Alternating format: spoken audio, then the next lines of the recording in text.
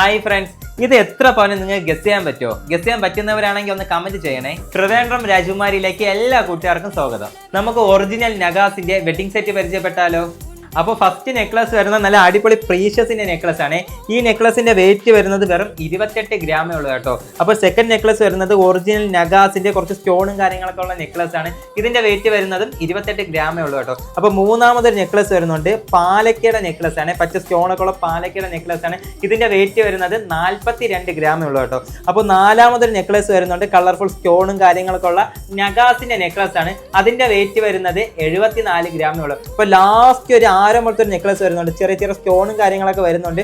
അതിന്റെ വെയിറ്റ് വരുന്നത് 80 ഗ്രാമേ ഉള്ളൂ. അപ്പോൾ ടോട്ടല് 32 പവന്റെ ഒറിജിനൽ നഗാസിന്റെ വെഡിങ് സെറ്റ് ആണ്.